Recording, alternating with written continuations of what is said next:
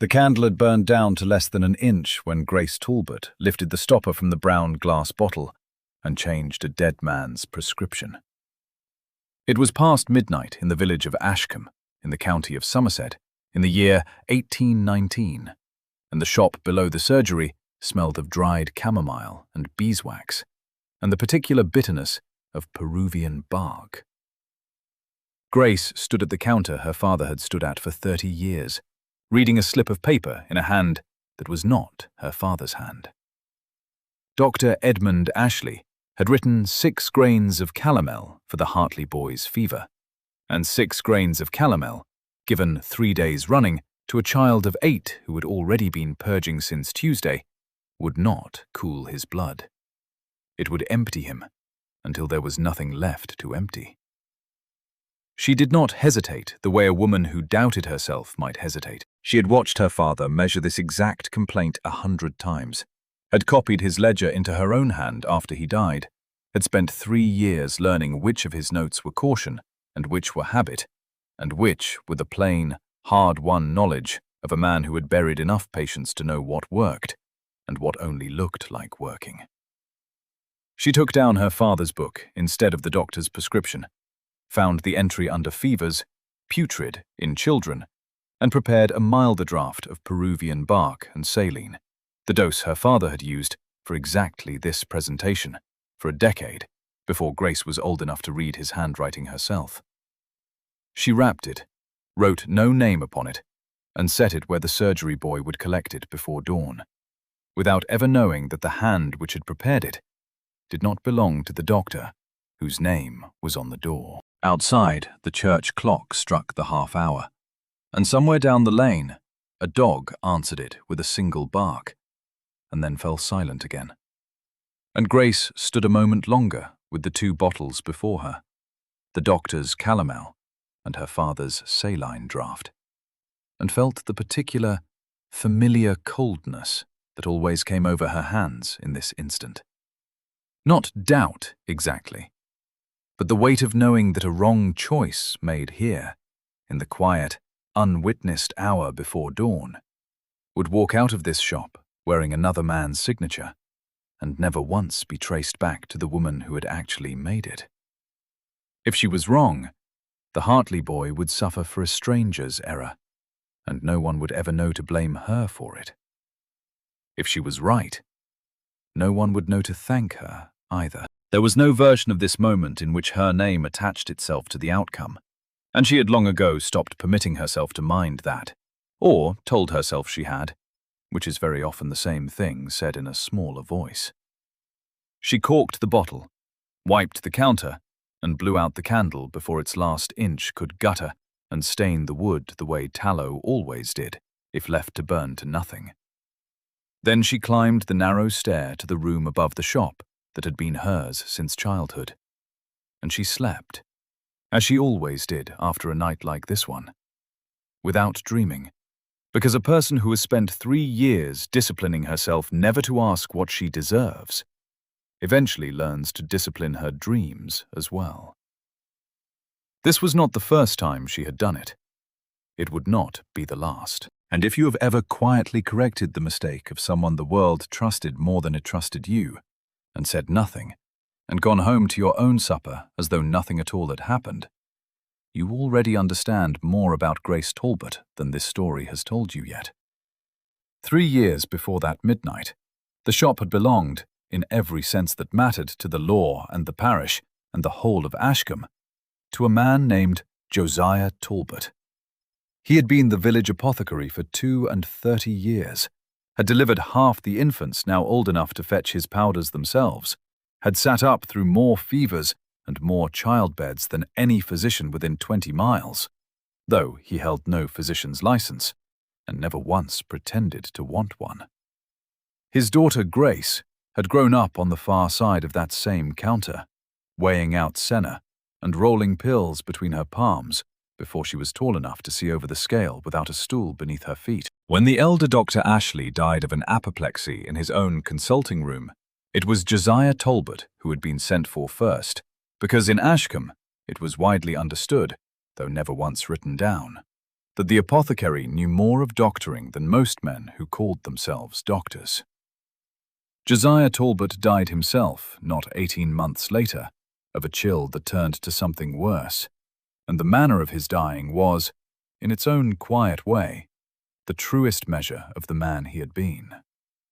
He had taken to his bed reluctantly, insisting for the better part of a week that he was well enough to mind the shop, and it was only when his own hands began to shake too badly to measure a dose accurately that he had finally permitted Grace to send for the new young doctor from the county town.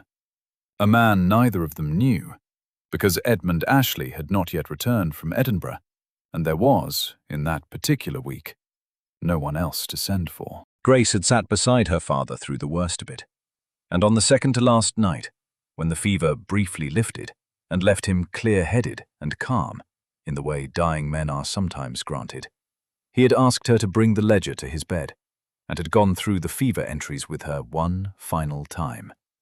Not because he doubted her memory, but because he understood, better than she did in that moment, that grief has a way of scattering exactly the knowledge a person most needs to hold on to, and he wanted the words spoken aloud between them once more before he could no longer speak them at all.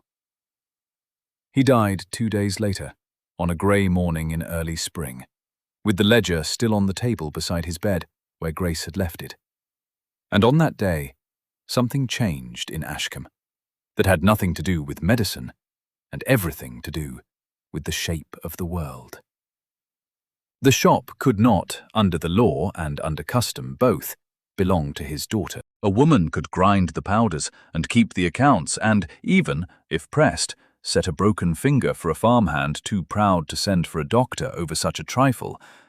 But a woman could not hold a license, could not sign a prescription, could not be, in the eyes of anyone who mattered, the person actually responsible for the health of Ashcombe.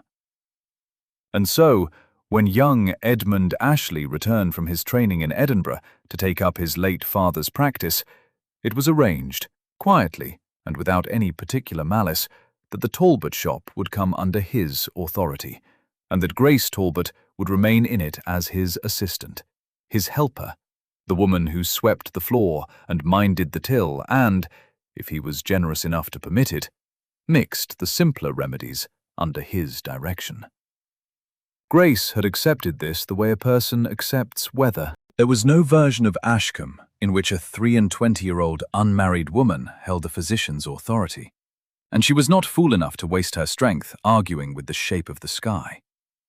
What she did instead, in the 18 months since Edmund Ashley had taken possession of a shop he understood perhaps a third as well as she did, was continue her father's work in the only way left open to her, quietly, invisibly, and always in service of someone else's name upon the label.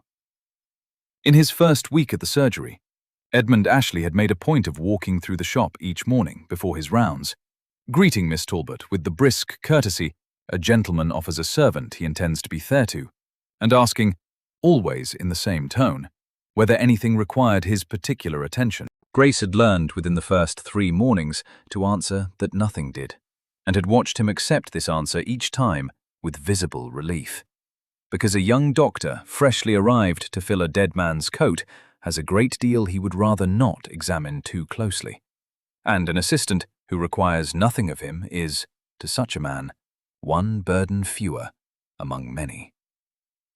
It had taken her rather longer to understand that his relief was not laziness, but something closer to fear, dressed as confidence. The particular fear of a man who suspects, somewhere beneath his training, that he does not yet deserve the trust his father's name has purchased for him in advance. Edmund Ashley, for his part, believed himself a careful and competent physician, and in most respects he was not wrong to believe it. He had studied hard in Edinburgh, had sat through more lectures on the circulation of the blood than his father ever had, and carried with him a genuine, if occasionally brittle, desire to be worthy of the coat his father had worn before him. What he did not know, because no one in Ashcombe had thought to tell him, and Grace Talbot had certainly never volunteered it, was that the shop's reputation for reliable remedies had very little to do with his own hand, and a great deal to do with hers. He would write his prescriptions with the confidence of a man who had never once had them quietly corrected, hand them to Miss Talbot to prepare, and receive them back exactly as ordered. Or so he believed. He never counted the grains himself. He never thought to. Why would a man count what he trusted? There is a particular kind of confidence that grows not from being right, but from never once being shown that one is wrong. And the psychologist Karen Horney, writing many years after this story, had a name for the fragile architecture such confidence is built upon. She called it the idealized self, the polished version of a person that the person comes to believe is their true and only self, propped up against the real self underneath, which is smaller, less certain, and far more afraid of exposure than the idealized version could ever admit. Edmund Ashley did not know he was living inside such an architecture. He simply believed himself a good doctor, because nothing had yet occurred to prove to him otherwise. And Grace Talbot, without ever intending it as a kindness or a cruelty, had spent 18 months being the reason nothing had. She had her reasons for the silence, and they were not only the law and the custom of the county.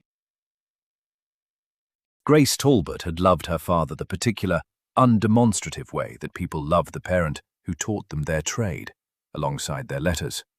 And in the 18 months since Dr. Ashley's arrival, she'd come to understand that her father's ledger, his careful hand recording 3 decades of fevers and confinements and broken bones, was the last of him she still possessed, that spoke in the present tense rather than the past.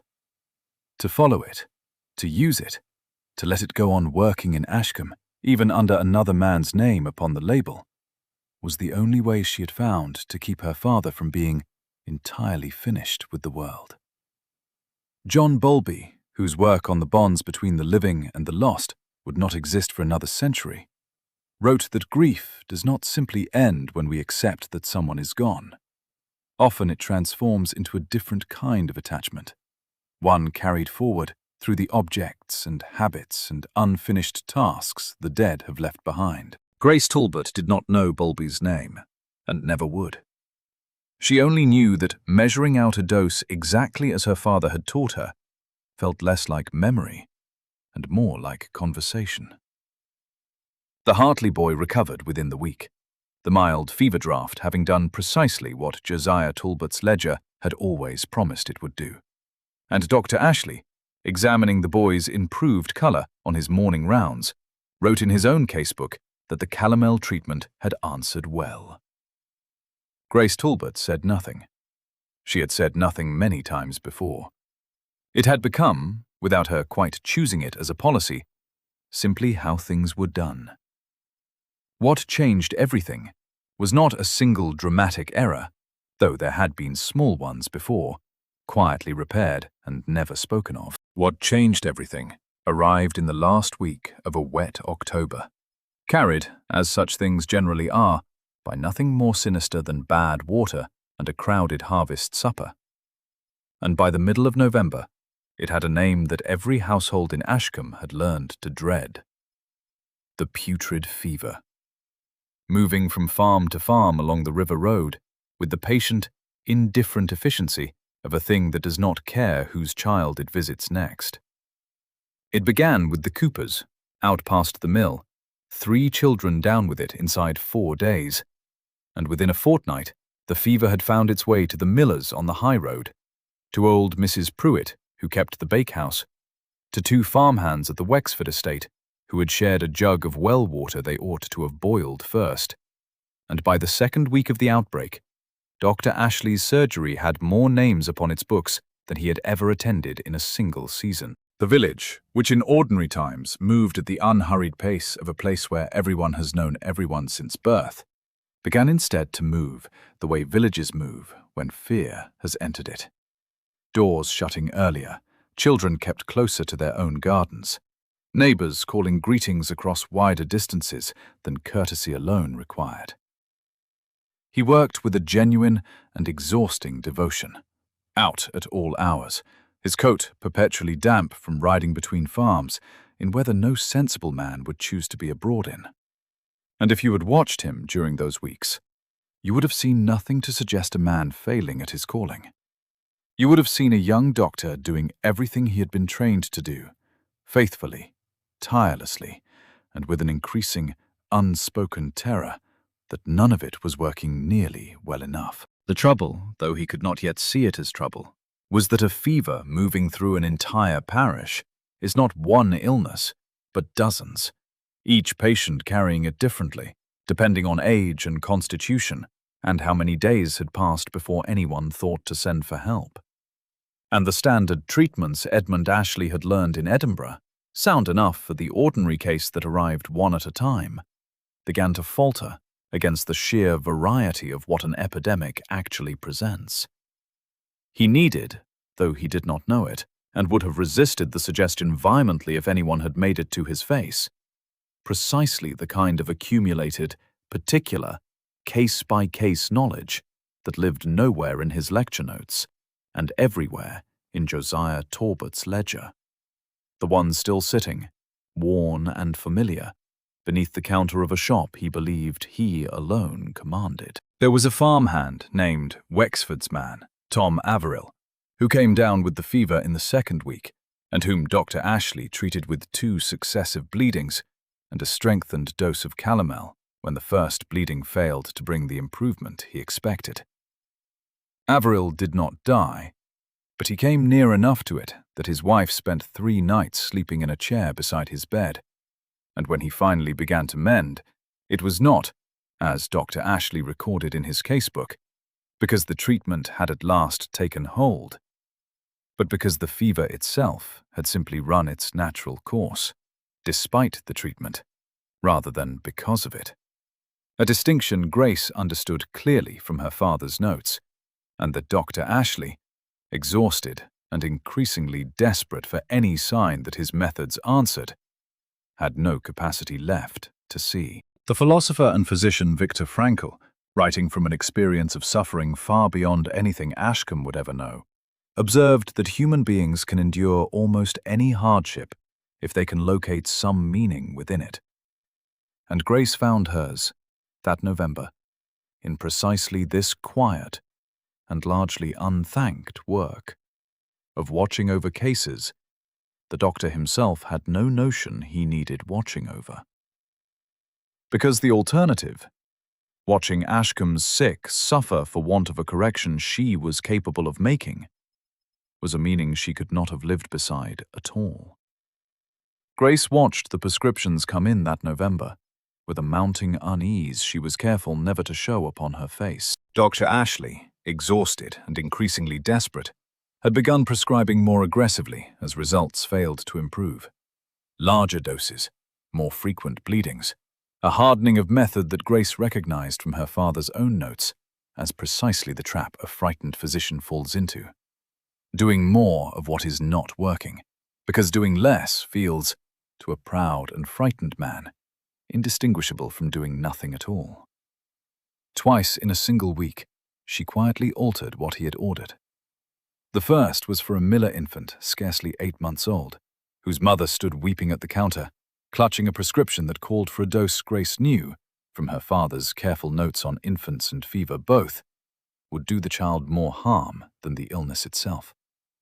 She prepared instead a diluted draught, scaled to the baby's tiny frame, wrapped it without comment, and watched the mother leave, believing she carried exactly what the doctor had ordered. The second was for old Mrs. Pruitt from the bakehouse, whose age and weakened lungs made Dr. Ashley's standard bleeding a genuine danger, rather than a mere discomfort. And Grace substituted a gentler course of the bark alone, holding her breath for 2 full days, until word came that the old woman had turned the corner. Both patients recovered, where, by the pattern of the illness elsewhere in the parish, they might well not have. Dr. Ashley noted both recoveries in his casebook as vindications of his own judgment. Grace said nothing, and told herself, as she had told herself 18 months running, that the patient's living was the only thing that mattered, and whose name sat upon the label was a vanity she could not afford to care about. But an epidemic does not politely wait for one apothecary's daughter to manage its worst cases in secret, and by the last week of November, the fever had reached the widow Hargrove's cottage at the edge of the green, where it took hold of her youngest grandchild, a girl of 6 named Susan, with a violence that frightened even the neighbors who came to help.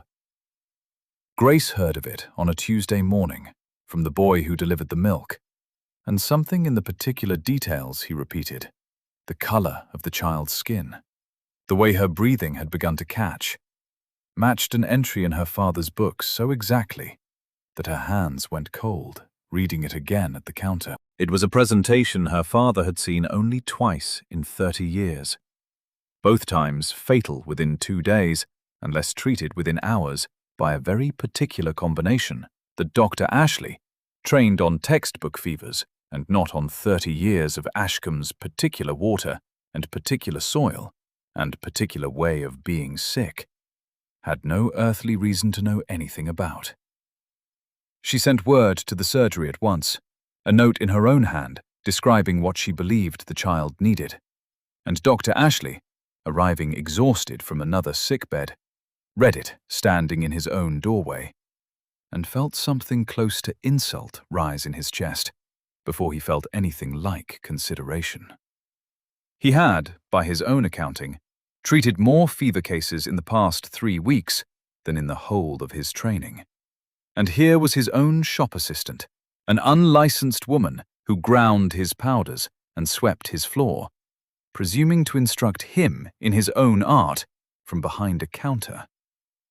He went to the Hargrove cottage and treated Susan according to his own judgment, and Irving Goffman, who spent much of his career studying how carefully ordinary people manage the impression they give to others, would have recognized exactly what happened in that doorway before Edmund Ashley ever mounted his horse. A performance under threat protects itself first and asks questions later, because to accept correction from someone the audience does not expect to correct you is to risk the entire performance collapsing, not just the single scene. Susan Hargrove did not improve. By Wednesday evening, she was worse, and word of it moved through Ashcombe the way word of a dying child always moves through a small place. Quickly, and with a kind of dread that makes neighbors gather on doorsteps without quite admitting to each other why they have come. Grace, hearing the reports second-hand and recognizing every symptom exactly as her father's notes had predicted, made a decision that 18 months of careful invisibility had not prepared her to make easily. She closed the shop, took her father's book and the remedy she had already, in anticipation, quietly prepared, and walked to the Hargrove cottage herself. What happened in that cottage on Wednesday night became, within a fortnight, one of those stories that a village tells and retells until the edges have worn smooth. But what actually happened, as near as it can be told plainly, is this.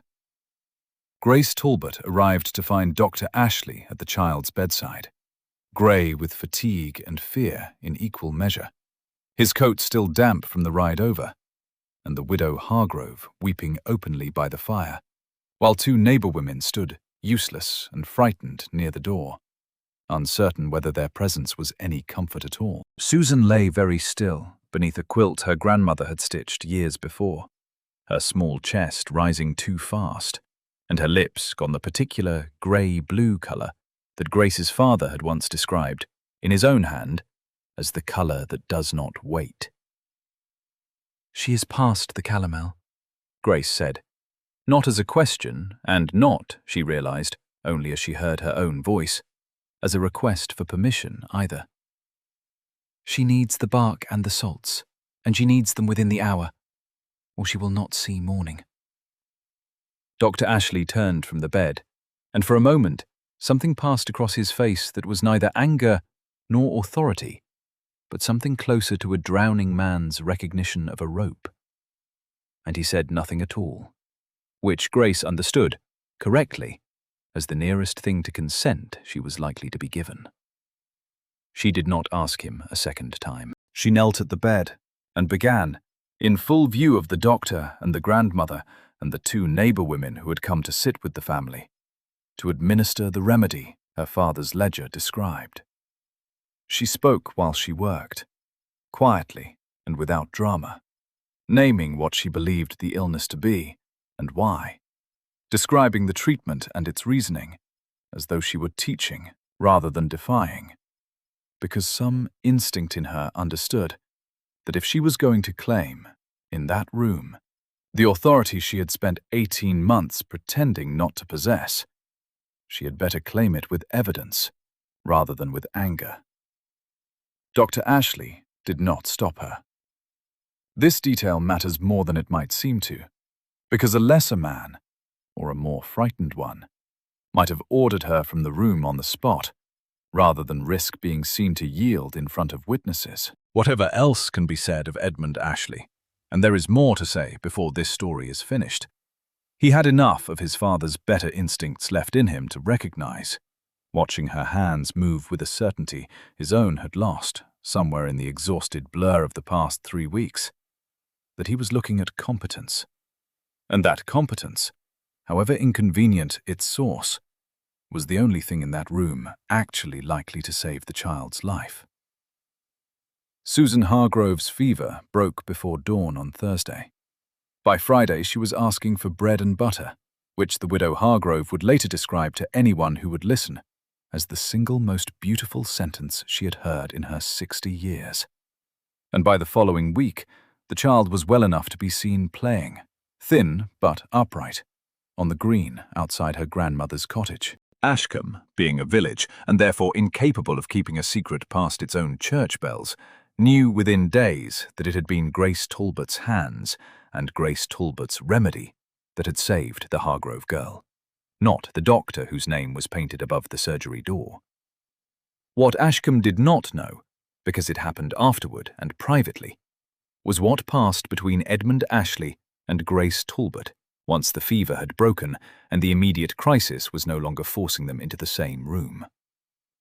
There was a Tuesday, less than a week after Susan Hargrove had been seen well enough to play upon the green, when old Mr. Fenner came into the shop, complaining of a cough that would not settle, and Grace, out of 18 months' habit, began measuring a simple horehound preparation her father had used for exactly such complaints since before she was born. Dr. Ashley, who had been standing at the far counter writing in his casebook, looked up and said, in a voice pitched precisely loud enough for Mr. Fenner to hear every word of it, that he would prefer the mixture prepared to his own specification, thank you, and proceeded to alter a recipe that had needed no altering, while Mr. Fenner glanced between the two of them with the mild confusion of a man who has wandered into a quarrel he does not understand the shape of.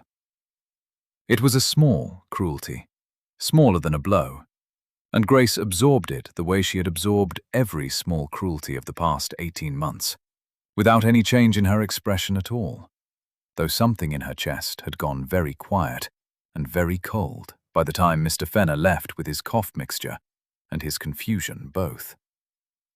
Ashcombe, for its part, did what any small place does with a story too good to leave alone. Within days, the account of Susan Hargrove's recovery had travelled from the green to the church steps to the counter of the very shop where it had happened, embroidered a little further with each telling, until the version circulating by Sunday had Grace Talbot arriving at the cottage in the dead of night, with nothing but her father's book and her own 2 hands. A description not so very far from the truth, though the tellers could not have known how close they had come to it. Mothers who had never before addressed more than a nod to the apothecary's daughter began stopping her in the lane to ask after their own children's coughs. The widow Hargrove herself pressed a jar of preserves into Grace's hands at church and would not be refused. It was, in every outward sense, a kind of vindication Grace had never once permitted herself to hope for, and it was precisely this public warmth, this sudden visibility after 18 months of careful invisibility, that made Dr. Ashley's private coldness sting so much more sharply than it might otherwise have done. Because she was, for the first time, being seen everywhere in Ashcombe, except in the one room where she had actually earned it. He did not thank her. This is the part of the story that is hardest to tell gently, because it would be more comfortable to report that Dr. Ashley, humbled by the child's recovery, came at once to his assistant with gratitude and admiration. What he did instead, in the days following, was something smaller and more human, and, if we are honest about how people actually behave when their pride has been publicly wounded, considerably more believable. He grew cold. He began correcting her in front of patients, where he had never troubled to correct her before. Small and unnecessary corrections that served no purpose except to remind the room, and perhaps himself, that he remained the man whose name was on the door. He stopped consulting the shared silence they had operated within for 18 months, the unspoken arrangement by which she quietly repaired what needed repairing, and he never asked how, and began instead to insist on preparing certain remedies himself, remedies he had, until 3 weeks ago, never once troubled to prepare with his own hands. It would be easy, and not entirely wrong, to call this simple wounded vanity. But the psychologist Brené Brown, whose long study of shame would not exist for another century and a half, described something more precise than vanity at work in moments like these. Shame, she wrote, is the intensely painful feeling that we are unworthy of belonging. And unlike guilt, which says, I did a bad thing, shame says, I am a bad thing. And a person in the grip of shame will very often reach not for connection with the person who witnessed their failure, but for distance from them. Because distance feels, in the moment, safer than the risk of being truly seen and found wanting a second time. Edmund Ashley had been seen, in the worst possible way, by an entire village, kneeling helpless beside a dying child while his own shop assistant did the work he had been trained and paid and trusted to do. That the child lived was, to any sensible accounting, the only fact that mattered. But shame, as Brown observed, is rarely sensible. And Edmund Ashley spent the better part of December being unkind to the one person in Ashcombe who had actually saved him from becoming the doctor who let Susan Hargrove die. Grace bore it the way she had borne everything else, with a silence that had by now become nearly indistinguishable from her own personality, though anyone who had known her before her father's death might have recognized it instead as armor, worn so long it had begun to feel like skin. She continued to prepare his prescriptions, continued to quietly correct what needed correcting, and told herself that the coldness would pass, that a proud man's wound heals eventually if no one presses upon it, and that in the meantime, the important thing, the only thing, was that Ashcombe's sick continued to get well. There was an evening, a week or so after the Fenner incident, when Grace closed the shop later than usual and sat for a long while at her father's counter without lighting a second candle, listening to the wind move through the bare hedgerows outside, and thinking, not for the first time, of something her father had once said to her as a girl, that the measure of good work was not who received the credit for it, but whether the work itself was true. She had believed him entirely at the time, had built the whole of the past 3 years upon the foundation of that belief, and yet, sitting alone in the dark that particular evening, she found herself wondering, with an honesty she rarely permitted herself, whether her father had said it because it was true, or because it was the only comfort available to a man who knew his daughter would spend her whole working life doing precisely what Grace was now doing.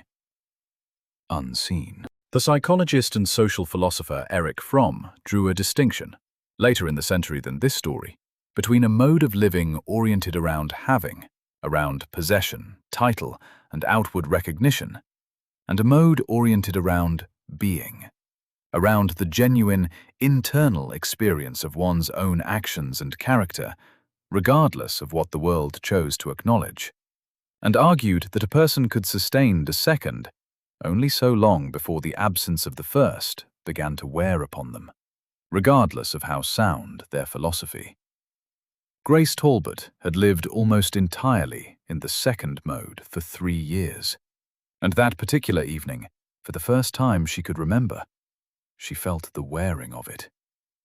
What she did not account for, because she had spent so many years managing everyone's feelings but her own, was the particular exhaustion of being both essential and invisible at once. There is a kind of loneliness that has nothing to do with being alone, a loneliness that comes instead from being surrounded by people who depend upon you utterly and see almost none of you in return.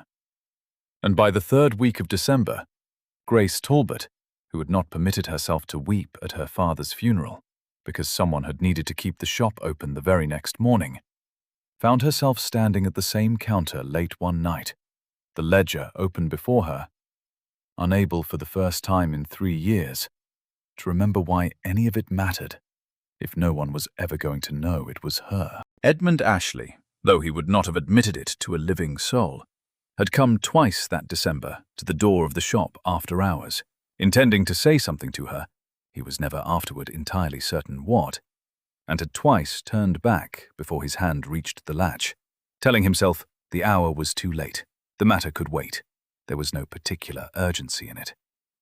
Which was true in every sense except the one that actually mattered. He had begun, in the privacy of his own rooms, to reread his casebook from the past several weeks, with an attention he had not given it at the time, and had noticed, with a discomfort he could not quite name, how many of his own recorded successes had followed a preparation he did not distinctly remember measuring himself. He had not yet found the courage to ask himself the question this observation was plainly demanding to be asked. It was into this particular quiet, 3 days before Christmas, that old Mr. Whitcomb came into the shop. Mr. Whitcomb had been butler at Ashcombe Hall for 41 years, since before either Edmund Ashley or Grace Talbot had been born. And in a village where everyone knew everyone else's business, he was widely regarded as the one man who knew rather more than he ever troubled to say. He had known Josiah Talbot as a young apothecary just setting up his shop, had watched Grace grow from a child, measuring senna on a stool, to the young woman now standing exhausted behind the same counter. And he had, in the way of servants who spend a lifetime observing a great house and its village, formed opinions about nearly everyone in Ashcombe that he generally kept, with considerable discipline, entirely to himself. He had not come to the shop that evening for medicine. He had come because his employer, old Lady Ashcombe, had taken a chill, and because he had heard, in the particular way that servants hear everything eventually, of the trouble that had settled between the doctor and Miss Talbot since the Hargrove girl's recovery, and because he was an old man who had watched a great deal of quiet unfairness pass through his long life without ever once permitting himself to comment upon it, and had decided, somewhere in the walk down from the hall, that he had rather less patience for watching it now than he once had. He found Dr. Ashley there as well, come to collect a tincture for Lady Ashcombe's cold, the two of them standing at opposite ends of the same small shop, with the particular careful distance of two people determined not to speak to each other more than necessity required. And Mr. Whitcomb, setting down his lantern, addressed himself first to the doctor rather than to Grace, because he had judged, correctly, that it was the doctor who most needed to hear what he intended to say. He told him, plainly and without any particular gentleness, what he had watched for 18 months, and before that, for the better part of 3 decades. He told him that Josiah Talbot had trained his daughter from the time she could walk, that half of what Ashcombe called Dr. Ashley Sr.'s remedies had in fact come first from Josiah Talbot's own hand, that the shop's reputation for never once losing a fever case it caught in time had rested for 30 years upon knowledge that lived in a leather ledger and in a woman's steady hands, not upon any license hung on any wall. He told him, too, of a winter some 15 years past, when Lady Ashcombe herself had lain feverish for a week. And it was young Grace Talbot, not yet 10 years old, who had sat up 2 nights running at her father's side, fetching and measuring while the old doctor slept. And of the summer 3 years back, when Josiah Talbot lay dying, and had called his daughter to his bed, not to say his farewells, which he had already said, but to make certain, one final time, that she had by heart the dosage for the putrid fever in children, because he had known, even then, that Ashcombe would need it again before too many winters had passed, and had trusted no one else living to carry it forward. He told him further that he, Mr. Whitcomb, had watched Grace Talbot quietly correct young Dr. Ashley's prescriptions more times than either of them likely knew he had noticed, because a butler who has spent 41 years managing a great house learns to see everything, and to comment upon almost none of it, and that he had held his tongue about it, out of respect for the girl's own evident wish for silence, until he had watched that same girl standing exhausted and unthanked behind her father's counter 3 nights before Christmas, and found he could hold it no longer. The psychologist Irving Goffman, whose work has already crossed this story once, wrote also of what he called the backstage, the space hidden from an audience where the labor behind a performance actually happens, where the costumes are adjusted and the lines rehearsed, and the real work is done that the front stage performance depends upon without ever acknowledging. For 18 months, Grace Talbot's competence had lived entirely backstage, visible only to herself and, it now became clear, to one old servant who had simply been paying better attention than anyone else in Ashcombe. What Mr. Whitcomb did that December evening, without knowing or caring anything about theories of performance that would not be written for another century, was walk directly into the front stage and describe, plainly, everything that had been happening behind it. Dr. Ashley did not answer him at once. He stood very still, in the particular way of a man absorbing a fact his body has understood for some weeks, before his pride would permit his mind to accept it. And when he finally looked at Grace, it was not with the coldness of the past 3 weeks, but with something closer to the expression he had worn, briefly and honestly, kneeling beside Susan Hargrove's bed, before shame had come to close it over. What he said was not eloquent, and this story will not pretend otherwise for the sake of a better scene than the truth provides. He said that he had known, somewhere beneath his own account of things, that the shop ran better than his training alone could explain, and that he had chosen, these past weeks, not to look too closely at why, because looking closely would have meant admitting something about himself he had not yet found the courage to admit. Donald Winnicott, writing more than a century later about what makes a parent, or indeed any caretaker, good enough for the person depending upon them, argued that perfection was never the standard that mattered, that a good enough mother, or a good enough doctor, is not the one who never fails, but the one who can tolerate the discovery of their own limits, without collapsing into either denial or despair, who can be helped without experiencing help as humiliation. Edmund Ashley had spent 3 weeks failing that particular test. Standing in the shop 3 days before Christmas, with Mr. Whitcomb's plain words still hanging in the cold air between the shelves, he began, visibly and with some difficulty, to pass it. He did not, that night or ever, become a man transformed all at once into humility. That is not how people actually change, whatever the more sentimental tellings of such stories like to suggest. And this one will not pretend to a tidiness the truth did not offer. What changed, gradually, over the weeks that followed, was smaller and more durable than a single dramatic apology. He began asking her opinion before writing his prescriptions, rather than after. He began, when a case puzzled him, going first to her father's ledger and admitting, plainly, that he was consulting it. He began, in the small daily architecture of how the shop actually ran, treating her competence as a fact rather than a secret to be managed.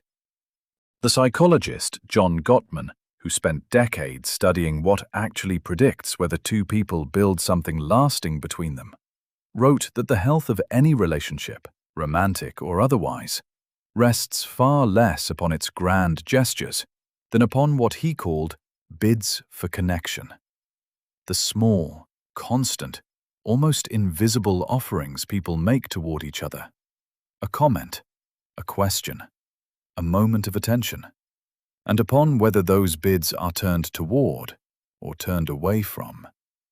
Edmund Ashley had spent 18 months turning away from bids he had never even recognized Grace Talbot was making, because he had never once considered that the woman behind his counter might have anything to offer him beyond swept floors and measured powders. What began, slowly, in the January that followed the fever, was a habit of turning toward instead. So gradual and so unremarkable in any single instance that neither of them at the time would have described it as the beginning of anything at all. There was a morning in March, the ground still hard with the last of the frost, when a farmer's wife came in with a child running a low fever. Nothing so grave as the November sickness had been, and Dr. Ashley, instead of writing his prescription first and handing it across the counter to be filled, turned to Grace, before he had put pen to paper at all, and asked her, plainly, in front of the mother and the child both, what she would give the girl, and why. Grace answered him, and he wrote what she told him, and neither of them made anything of it.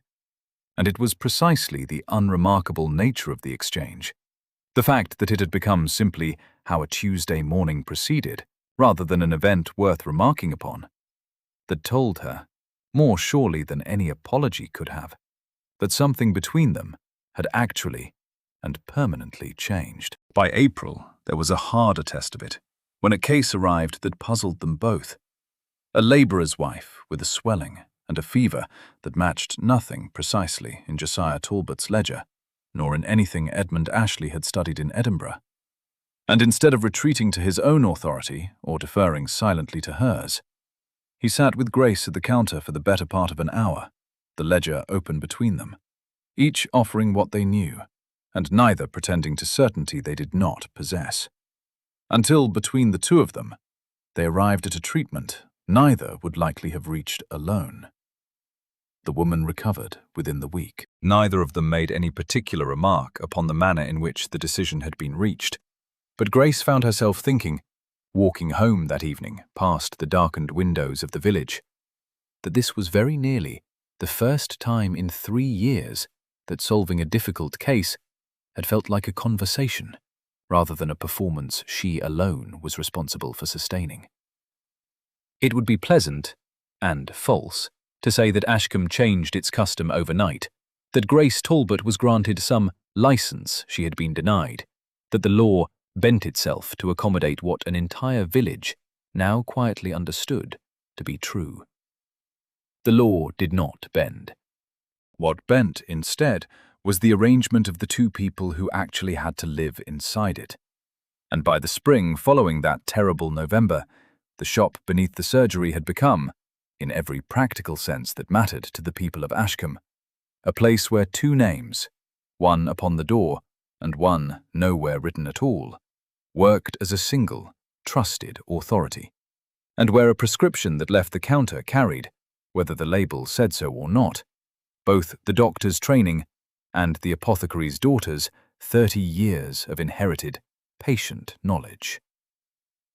There is a particular observation the writer John Gray made, long after this story's time, about the different languages men and women often bring to the same room.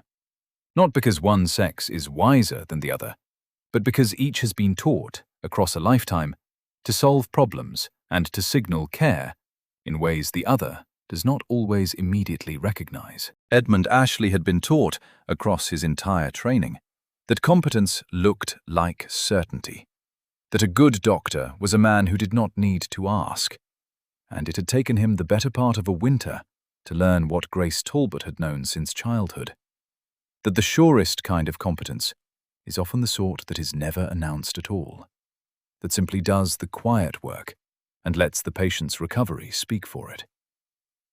Neither language was wrong.